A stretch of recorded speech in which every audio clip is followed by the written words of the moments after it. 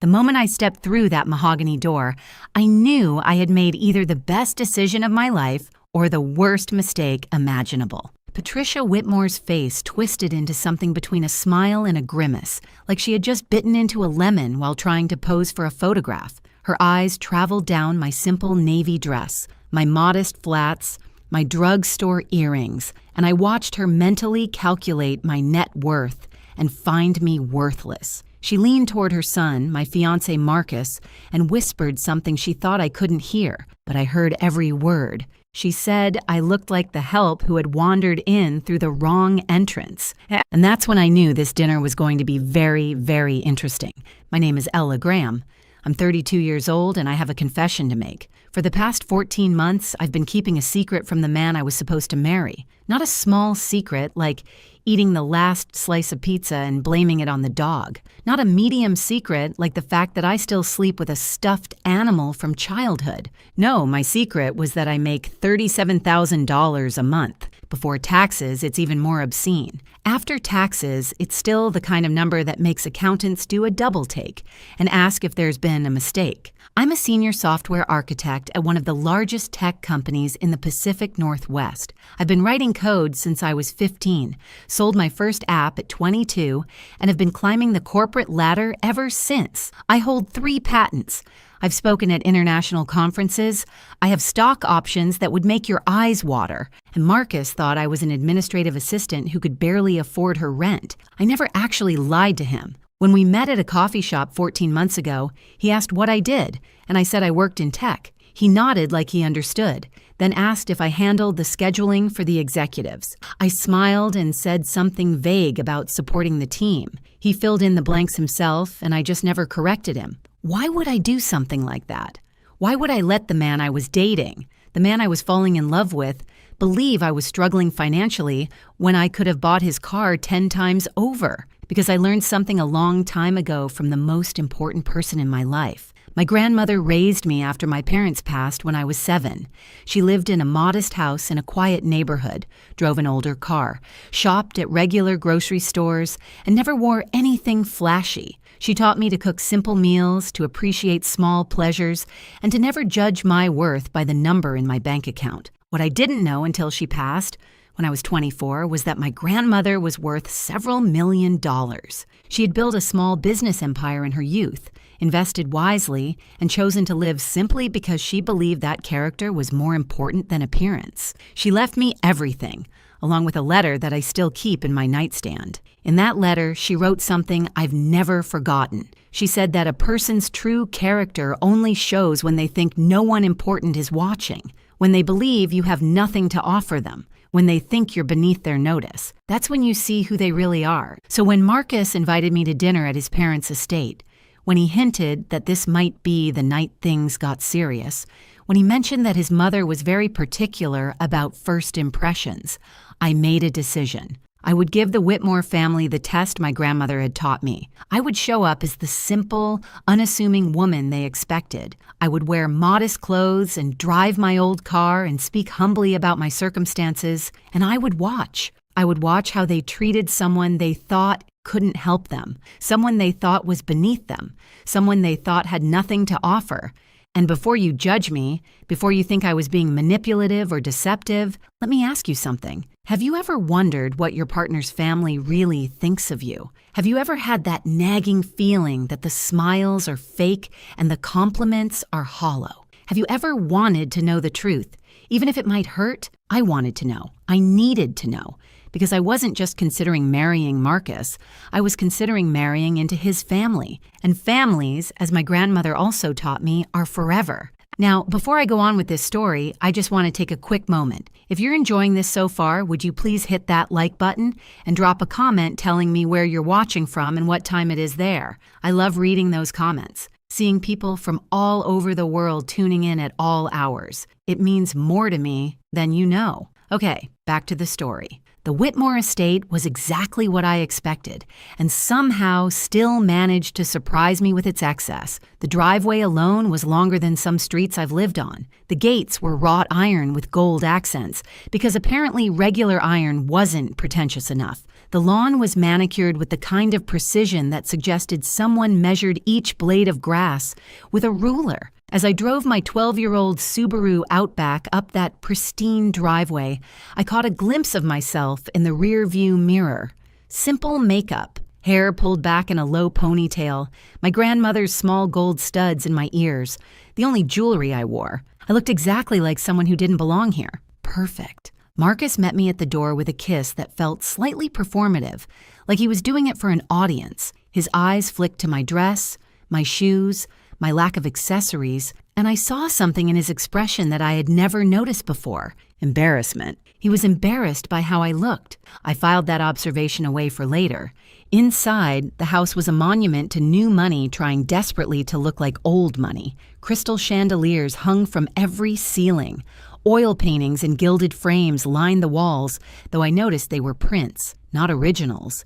The furniture was expensive but uncomfortable looking, chosen for appearance rather than function. And there, standing in the foyer like a queen surveying her kingdom, was Patricia Whitmore. She was in her early 60s, with the kind of face that had clearly seen several excellent surgeons. Her blonde hair was styled in a perfect helmet that probably required industrial-strength hairspray to maintain. Her dress was designer, her jewelry was real, and her smile was absolutely, completely fake. She extended her hand to me like she was granting an audience. I shook it and felt the limpness, the dismissal, the complete lack of warmth. Then she made that comment to Marcus, the one about me looking like the help. And I smiled and pretended I hadn't heard a thing. The evening was about to get very interesting indeed. If I had known what I was walking into that night, I might have worn armor instead of a navy dress. But then again, I've always believed that the best armor is information. And I had done my research. The Whitmore family owned a chain of car dealerships across 3 states, not the flashy luxury brands you see in movies, but respectable mid-range vehicles that appealed to regular families. Marcus's father, Harold, had inherited the business from his own father and had spent the last 30 years expanding it. Patricia had married into the family at 23 and had immediately set about climbing the social ladder with the determination of a woman who knew exactly what she wanted. They had 2 children. Marcus, my fiancé, was 34 and worked as a marketing manager at a company that had nothing to do with the family business. This was apparently a sore point with Harold, who had expected his son to take over the dealerships. And then there was Vivian, the older sister, who was 38 and treated the family fortune like her personal piggy bank. I had found all of this through public records, social media, and a few well-placed Google searches. I had seen photos of lavish parties, society events, and charity galas. I had read articles about Patricia's philanthropy, though a closer look revealed that most of her donations came with significant tax benefits and publicity opportunities. None of this had prepared me for meeting Vivian in person. She arrived 20 minutes late, which I would later learn was her signature move. Making an entrance was more important than being respectful of other people's time. She swept into the living room wearing a dress that cost more than most people's monthly rent, with diamonds dripping from her ears and neck like she had fallen into a jewelry store and come out covered in merchandise. Her greeting to me was a single word, delivered with the warmth of a frozen fish. Hello. Not hello, nice to meet you.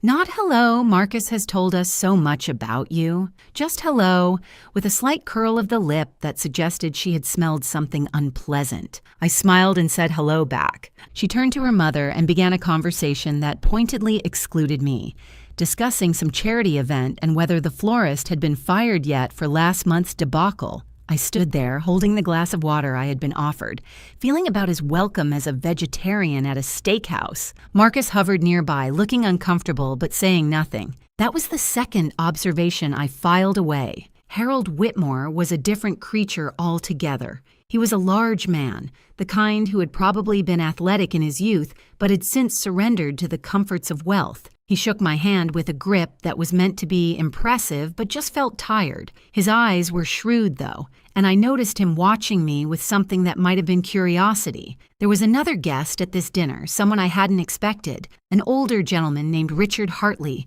who was introduced as an old family friend and business associate. He was in his late 60s, with silver hair and sharp eyes that seemed to miss nothing. When he shook my hand, his gaze lingered on my face with a flicker of recognition that confused me. Did I know him? Had we met somewhere before?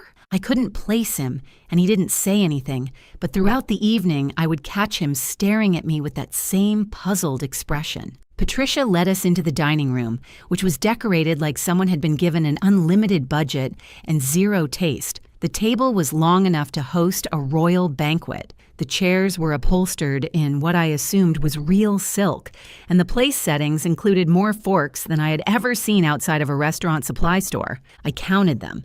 There were 6 forks at each place setting. 6 for a single meal. I've seen surgeries performed with fewer instruments. Patricia noticed me looking at the silverware and smiled that frozen smile of hers. She said she supposed I wasn't accustomed to formal dining, her voice dripping with false sympathy. I said that my grandmother always taught me that it's not the forks that matter, but the company you share the meal with. Patricia's smile tightened almost imperceptibly. Vivian snorted into her wine glass, and dinner began. The first course was some kind of soup that I couldn't identify, but that probably cost more per bowl than my weekly grocery budget. Patricia used this time to begin what I would later think of as the interrogation. She asked where I had grown up. I said a small town in Oregon, which was true. She asked about my family. I said my grandmother had raised me, which was also true. She asked what my parents did. I said they had passed when I was young. Patricia made a sound that was supposed to be sympathetic, but came out sounding like a drain unclogging. She said how difficult that must have been, growing up without proper guidance. I said my grandmother provided all the guidance I ever needed. Vivian leaned forward, her diamonds catching the light from the chandelier overhead. She asked what my grandmother had done for a living. I said she had been a businesswoman. Vivian's eyebrows rose slightly. She asked what kind of business. I said small ventures, nothing too exciting. The truth, of course, was that my grandmother had built a company that she eventually sold for several $1 million. But that wasn't the kind of truth that would serve my purpose tonight. Patricia moved on to the next topic. She asked about my current job. I said I worked in tech.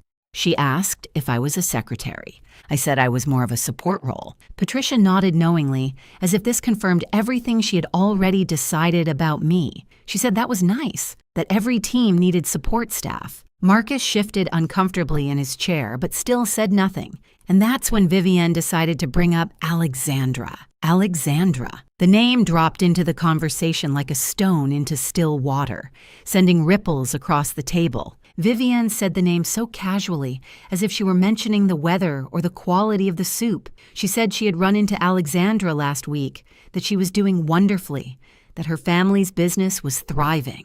I watched Marcus's face carefully. Something flickered there, quickly hidden. Guilt? Nervousness? It was gone before I could identify it. Patricia picked up the thread with the enthusiasm of someone who had been waiting for this opportunity. She said Alexandra had always been such a lovely girl, so accomplished, so well suited to their family's lifestyle. She had been Marcus's girlfriend for 3 years. Did I know that? I said I didn't. Patricia smiled. She said it was such a shame when they had parted ways. Everyone had expected them to end up together. Alexandra's family owned an import company that dealt in luxury vehicles, which would have been such a perfect match for the Whitmore dealerships. The implication was clear. Alexandra had been the right choice. I was not. I looked around the dining room and noticed for the first time that there were photographs on the wall behind me. I turned slightly in my chair and saw a gallery of family moments, Christmases, birthdays, graduations, and in at least 4 of those photographs, a beautiful dark-haired woman stood next to Marcus, her arm linked through his, her smile radiant. Alexandra. Patricia followed my gaze and said nothing, but her satisfaction was almost palpable. Vivian twisted the knife a little deeper. She said Alexandra was still single, actually. Such a surprise that no one had snatched her up yet, almost like she was waiting for something. Or someone. I turned back to the table and smiled. I said she sounded like a remarkable woman. This was clearly not the response Vivian had expected. She blinked, momentarily thrown off balance. Patricia recovered first. She said yes, Alexandra was remarkable, and then, with the subtlety of a sledgehammer, she added that she hoped I wouldn't feel too out of place in their world, given my more modest background. I asked what she meant by modest. Patricia's smile grew teeth. She said she understood that not everyone was born into certain advantages, that some people had to work ordinary jobs and live ordinary lives, that there was no shame in being common. Common. She had called me common. I felt something shift inside me, but I kept my expression neutral. I had come here to learn the truth about these people, and the truth was becoming very clear indeed. Marcus finally spoke up. He said his mother didn't mean anything by that she was just being protective of him. Patricia patted his hand and said of course she was protective. A mother always wants the best for her son. The unspoken conclusion hung in the air like smoke. And you are not the best. Harold cleared his throat and attempted to change the subject. He asked about my hobbies, whether I had any interests outside of work. I said I enjoyed reading, hiking, cooking simple meals, nothing fancy. Vivian laughed and said that was adorable, like a child listing their favorite activities. Richard, the family friend, spoke for the first time since we'd sat down. He said he thought there was something to be said for simple pleasures, that his own grandmother had lived a modest life and been the happiest person he had ever known. Patricia shot him a look that could have curdled milk. Richard ignored her and continued looking at me with that strange, searching expression. He asked what my grandmother's name had been. I said, Margaret Graham. Richard's eyebrows rose slightly, but he said nothing more, just nodded thoughtfully and returned his attention to his soup. The rest of dinner continued in much the same way. Patricia and Vivian took turns asking questions designed to remind me of my place, which in their minds was somewhere far beneath them. Marcus occasionally made weak attempts to defend me, but his heart clearly wasn't in it. Harold stayed mostly silent, watching the proceedings with the tired resignation of a man who had learned long ago that arguing with his wife was pointless. And through it all, Richard watched me. By the time dessert arrived, I had learned everything I needed to know about the Whitmore family. They were snobs of the highest order, the kind who measured human worth in dollars and social connections. They saw me as an obstacle to be removed, a problem to be solved, a mistake Marcus had made that needed correcting. But I had also learned something else, something I hadn't expected. Marcus was not the man I had thought he was. The Marcus I had fallen in love with was kind and attentive and seemed genuinely interested in me as a person. But this Marcus, the one who sat at his mother's table and let her tear me apart without a word of real protest, was someone different, someone weaker, someone who cared more about his family's approval than about defending the woman he claimed to love. I wondered which one was the real Marcus. I was about to find out. After dessert, Patricia announced that we would have coffee in the sitting room. The men drifted toward the windows to discuss business, while Vivian excused herself to make a phone call. Patricia said she needed to speak with the housekeeper about something and would join us in a moment. This left me alone with my thoughts and a perfect opportunity. I excused myself to find the bathroom. Marcus pointed me toward the back of the house, down a long hallway lined with more pretentious artwork. I walked slowly, taking in the details. The house was impressive from a purely financial standpoint, but it felt cold, empty, like a museum that no one actually lived in. The bathroom was easy to find, but I wasn't really looking for it. What I was looking for was information, understanding, some clue that would help me make sense of the evening. I found something much better. As I walked past a partially open door, I heard voices, Patricia's voice and Vivian's. I stopped. Every instinct told me to keep walking, to respect their privacy, to not eavesdrop like a character in a soap opera. But something in Patricia's tone made me pause, something sharp, urgent. I moved closer to the door, staying in the shadows. Patricia was saying that we needed to deal with this situation quickly, that Marcus couldn't be allowed to make this mistake. Vivian agreed. She said she couldn't believe he had actually brought her here, that she had thought this was just a phase, like his vegetarian period in college. Patricia said this was more serious than a diet. This woman could ruin everything. I felt my heart beating faster. They were talking about me. Of course they were talking about me. But what came next was what really made my blood run cold. Vivian said the timing couldn't be worse. She said they needed the merger with the Castellano family to go through, and Marcus needed to be with Alexandra for that to happen. Castellano. That was Alexandra's family name, the luxury car importers. Patricia agreed. She said the dealership was in trouble, that they needed the Castellano partnership to survive the next fiscal year. I felt the floor shift beneath me. The Whitmore dealerships were in financial trouble? I had suspected something from my research, but this confirmed it. Vivian continued. She said Marcus was supposed to keep Alexandra interested while they worked out the details. That was the plan.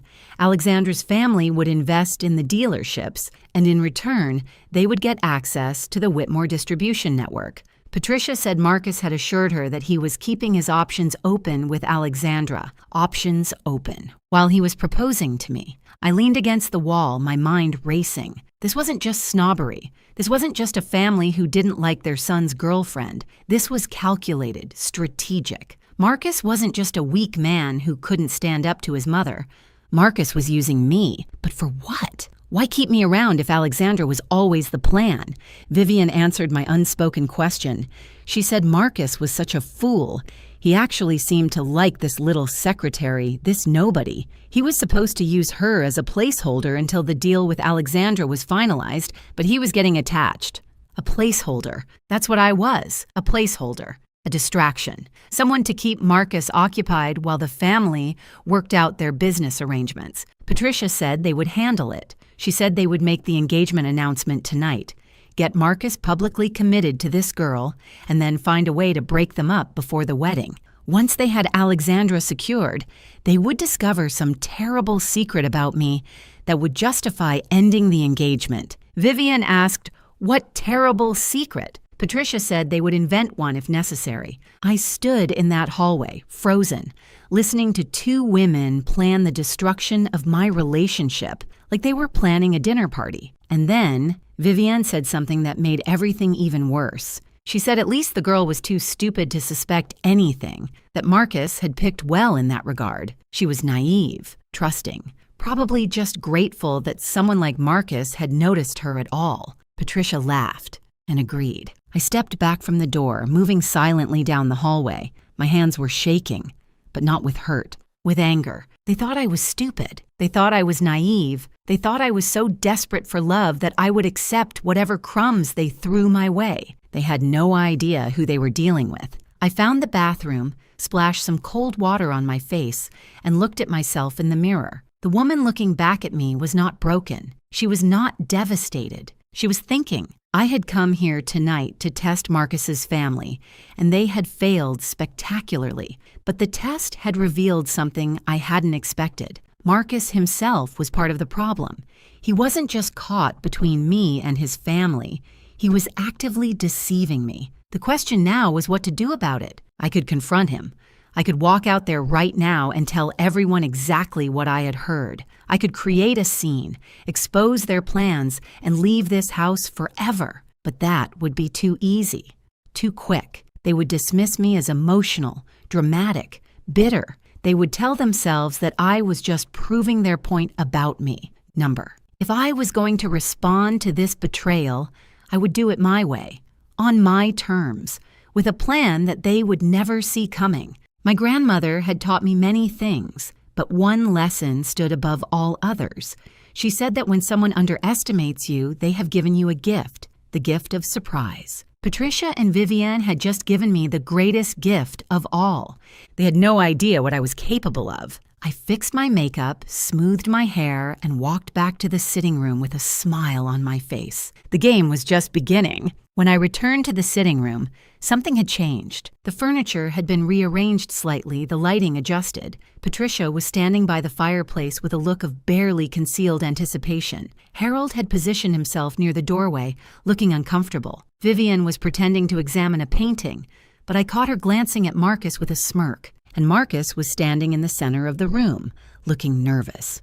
Too nervous. He turned when I entered, and his face broke into what was supposed to be a loving smile. He walked toward me, took my hands in his, and said he wanted to ask me something. I felt the trap closing around me. Marcus said that he knew we hadn't been together very long and that his family could be a little overwhelming at first, but he said he knew what he wanted. He said he wanted me, and then he got down on one knee. The ring he produced was large and flashy, exactly the kind of thing Patricia would approve of. It was also, I noticed immediately, of questionable quality. The diamond was cloudy, the setting uneven.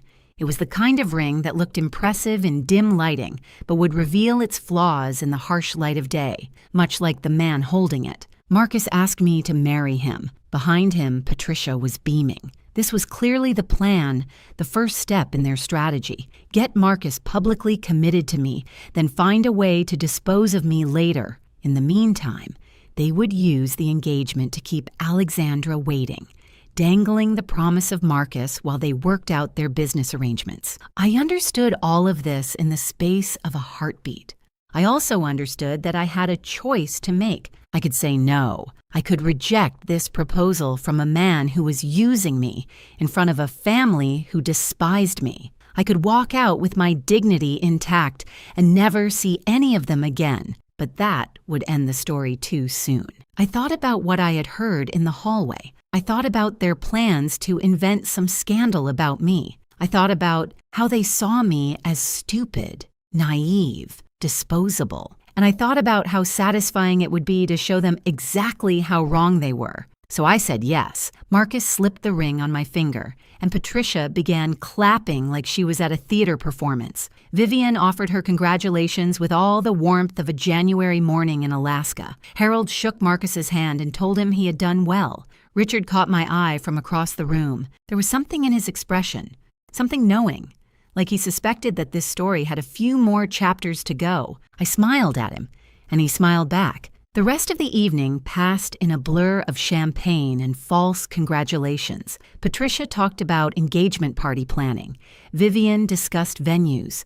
Harold mentioned business opportunities that might arise from the union of our families, though he stumbled over this, clearly unsure what my family could possibly bring to the table. Marcus stayed close to me, playing the role of devoted fiancé with surprising conviction. If I hadn't heard what his mother and sister had said, I might have believed it, but I had heard, and I would never forget. When the evening finally ended, Marcus walked me to my car. The night air was cold and clear, and for a moment, we just stood there in the driveway looking at each other. He asked if I was okay. He said he knew his family could be a lot, but he promised they would warm up to me eventually. I said I understood. I said I was just tired. He kissed me goodnight, and I drove away from the Whitmore estate with his ring on my finger and a plan forming in my mind. The next morning, I started my research. If there's one thing my job has taught me, it's the power of information, data, documentation. I spend my days analyzing systems, finding weaknesses, optimizing solutions. I was about to apply those same skills to the Whitmore family, and what I found over the next few days confirmed everything I had heard, and then some. The Whitmore dealerships were indeed in financial trouble, not just a rough patch, but serious structural problems. They had expanded too quickly during the boom years, taken on too much debt, and now the bills were coming due. Their main franchise agreement was up for renewal, and the manufacturer was looking at other options. The partnership with Alexandra's family wasn't just strategic, it was desperate. But that wasn't all. As I dug deeper, I found something else, something that the Whitmores probably thought was hidden forever. Vivian had been embezzling from the family business. The amounts were small at first, hidden in expense reports and petty cash accounts. But over the years, they had added up. Hundreds of thousands of dollars siphoned off to fund her lifestyle while the company struggled. I printed out everything I found: legal documents, financial statements, records of suspicious transactions, and then I started making phone calls. My grandmother's name still carried weight in certain circles. The business contacts she had cultivated over decades remembered the Graham family with respect. When I reached out, they were happy to talk. One of those contacts happened to know Richard Hartley, and Richard, it turned out, had his own history with the Whitmore family. They had cheated him on a business deal years ago.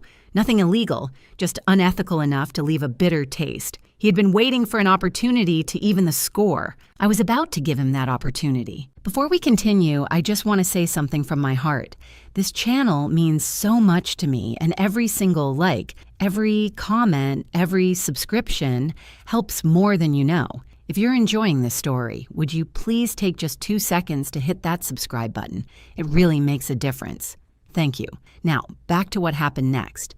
The next few weeks were an exercise in patience and performance. I played the role of the happy fiancé with the skill of an award-winning actress. I attended family dinners at the Whitmore estate. I listened to Patricia's passive-aggressive comments with a smile. I watched Vivian flaunt her designer clothes and expensive jewelry, knowing exactly where the money had come from, and I watched Marcus. He was different now, or maybe I was just seeing him clearly for the first time. The attentiveness I had once found charming now seemed calculated. The compliments felt rehearsed, and his phone, which he guarded with increasing vigilance, buzzed with messages that he quickly hid from view. I knew who was texting him. I had seen the name flash across his screen more than once. Alexandra. One evening, I told Marcus I was working late.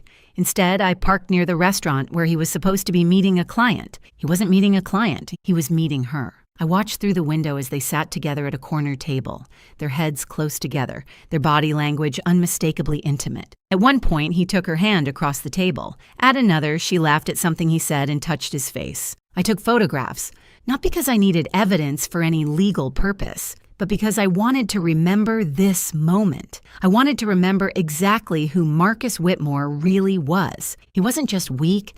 He wasn't just a mama's boy. He was a liar and a cheat, actively maintaining 2 relationships while his family orchestrated the outcome from behind the scenes. The rage I felt in that moment was white-hot and purifying, but I didn't act on it. Not yet. Instead, I went home and added the photographs to my growing file. Richard and I had been meeting regularly, always in secret. He had his own documentation of the Whitmores' questionable business practices. He knew people who had been hurt by their dealings over the years. He was more than willing to help bring them down. But he asked me why. He said he understood his own motivations, but he wanted to know mine. Was this just about revenge, or was it something more? I thought about his question for a long time before I answered. I said it wasn't about revenge. It was about truth. I said the Whitmores had spent their lives using their money and position to manipulate people. They treated anyone they deemed beneath them as disposable. They were raising Marcus to be the same way, and they would keep doing it to others long after I was gone. I said someone needed to show them that their money couldn't protect them from consequences. Richard nodded slowly. He said my grandmother would be proud. That was the moment I knew I had made the right choice. The engagement party was set for 3 weeks later. The Whitmores were hosting it at their estate, inviting everyone who mattered in the business community. Patricia was treating it like a coronation, an opportunity to show off her perfect family to the world. She had no idea what was coming. I spent those 3 weeks preparing. I coordinated with Richard. I made strategic calls to industry contacts. I even reached out to the car manufacturer that was considering dropping the Whitmore dealerships. They were very interested in what I had to share. And then, the night before the party, I did one last thing. I gave Marcus one final chance to be honest. We were sitting in his apartment going over last-minute details for the party. I asked him, casually, how he felt about us, about our future. He said he was excited. He said he couldn't wait to marry me. I asked if there was anything he wanted to tell me, anything at all. He looked at me with those blue eyes that I had once found so charming. He said there was nothing. He said I was everything he had ever wanted. I asked about Alexandra. His face went pale. He recovered quickly, but I had seen the flash of fear in his eyes. He said Alexandra was just an old friend, nothing more. I nodded and said I understood. And in that moment, I did understand. I understood that Marcus would never tell me the truth. He would lie to my face for as long as it served his purposes. He was his mother's son through and through. The next evening, I put on a dress from my real closet, not the modest navy number I had worn to that first dinner. This was designer, elegant, worth more than everything Patricia was wearing combined. I looked at myself in the mirror and smiled. It was time to show the Whitmore family exactly who they had underestimated. The Whitmore estate had been transformed for the engagement party. White tents dotted the manicured lawn. Crystal chandeliers hung from temporary structures, casting prismatic light across the gathering crowd. A string quartet played tasteful classical music near the fountain. Waiters in crisp uniforms circulated with champagne and hors d'oeuvres that probably cost more per bite than some people's hourly wage. Patricia had outdone herself.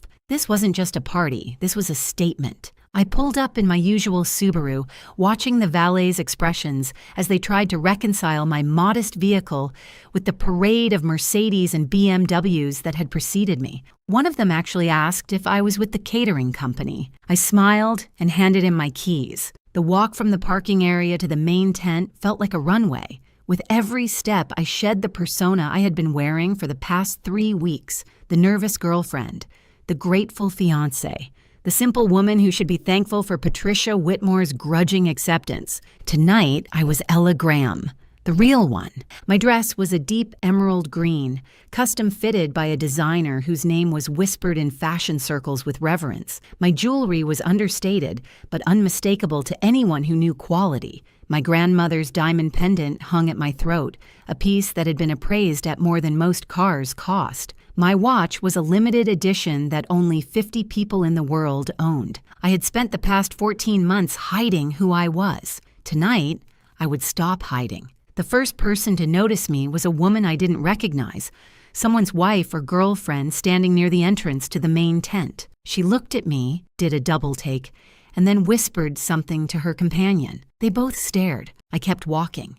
The second person to notice was Harold Whitmore. He was greeting guests near the bar, performing his duties as host with the tired enthusiasm of a man who would rather be watching golf. When he saw me, his welcoming smile froze in place. His eyes traveled from my face to my dress to my jewelry and back again, and I watched confusion replace his practiced hospitality. I said good evening and thanked him for hosting such a lovely party. He stammered something about being glad I could make it, his eyes still trying to solve the puzzle I presented. I moved on before he could ask any questions. The main tent was filled with perhaps 100 guests, a carefully curated collection of business associates, society figures, and family friends. I recognized some faces from my research, the regional manager from the car manufacturer, several competing dealership owners, a journalist from the local business publication, and there, holding court near the champagne fountain, was Patricia Whitmore. She was wearing a cream-colored gown that had probably cost a small fortune, though it was clearly off the rack despite her best efforts to suggest otherwise. Her jewelry was impressive by normal standards, but unremarkable by the standards of true wealth. She was laughing at something one of her guests had said, her head thrown back in that practiced way that suggested she had learned to fake amusement at finishing school. She hadn't seen me yet. I collected a glass of champagne from a passing waiter and made my way through the crowd, stopping to introduce myself to several guests along the way. Each interaction followed the same pattern: confusion at my appearance, surprise when I mentioned I was Marcus's fiancé, renewed confusion when my dress, my jewelry, my manner didn't match whatever they had been told about me. Word was spreading. I could see it in the whispers, the sidelong glances, the phones being subtly checked as people tried to figure out who I really was. Good. I finally reached Patricia's circle just as she was finishing a story about her recent charity work. She turned to greet the newcomer with her standard frozen smile, and then her face went through a remarkable transformation. First confusion, then recognition, then disbelief, then something that might have been fear. She said my name like a question. I said, "Good evening, Patricia," and thanked her for throwing such a beautiful party. Her eyes were moving rapidly, taking in every detail of my appearance: the dress that cost more than her monthly household budget, the pendant that had been featured in a jewelry magazine, the watch that she had probably never seen outside of an advertisement. She asked where I had gotten these things, her voice carefully controlled but unable to hide the tremor beneath. I said they were just a few pieces I had been saving for a special occasion. Vivian appeared at her mother's side, summoned by some invisible distress signal. She looked at me, and her expression went through the same journey Patricia's had: confusion, recognition, disbelief. But Vivian recovered faster. She said the dress was interesting, her voice dripping with false sweetness. She asked if it was a rental. I told her the designer's name. I said he was a friend who had made it specifically for me. The designer's name hit Vivian like a physical blow. This was someone who dressed celebrities, who had a waiting list years long, who didn't make dresses for administrative assistants who could barely afford their rent. She opened her mouth to respond, but nothing came out. I excused myself to find Marcus. As I walked away, I heard Patricia hiss something to Vivian about finding out what was going on. I heard Vivian's confused response, saying she had no idea, that this didn't make any sense. I smiled to myself and kept walking. The first phase of the evening was complete. The seed of doubt had been planted. Now it was time to let it grow. Marcus found me before I found him. He emerged from a cluster of guests near the bar, his face pale and his eyes wide. He had clearly heard the whispers, seen the looks, tried to reconcile the woman standing before him with the woman he thought he knew. He asked what was going on. He asked where I had gotten the dress, the jewelry, the transformation. He asked why I looked like a completely different person. I said I looked like myself. He stared at me, and I watched something shift behind his eyes, not understanding exactly, more like the first crack in a wall that had been hiding an uncomfortable truth. He asked if we could talk privately. I said later. I said this was our engagement party after all. We had guests to attend to. Before he could protest, I took his arm and steered him toward a group of business associates. These were the men and women who ran the automotive industry in our region, the people whose opinions actually mattered to the Whitmore dealership's survival. They had been watching my entrance with undisguised curiosity. I introduced myself properly this time. I gave my full name, Ella Graham, and mentioned my position at my company. I watched their expressions change as they recognized the company name, as they realized who I actually was. One of them, a silver-haired man who ran a competing dealership chain, said he had heard of me. He said his nephew worked in tech and had mentioned my name in connection with some innovative software solutions. I said that was very kind of him. Another guest, a woman who handled mergers and acquisitions for a major investment firm, asked if I was related to Margaret Graham. I said she was my grandmother. The woman's eyebrows rose. She said my grandmother had been a remarkable businesswoman. She said the Graham name still carried significant weight in certain financial circles. I could feel Marcus tensing beside me.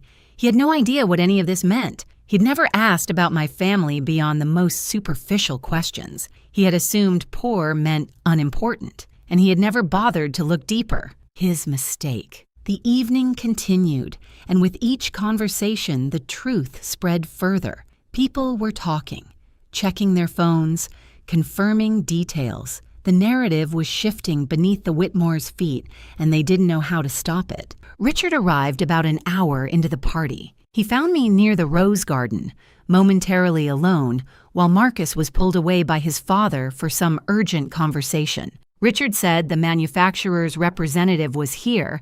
He said the man had been very interested in the documentation Richard had shared with him earlier in the week. I asked if he was ready. Richard said he had been ready for years. We talked for a few more minutes, finalizing the details of what would happen next. Then Richard melted back into the crowd, and I returned to my role as the happy fiancé. Patricia found me next.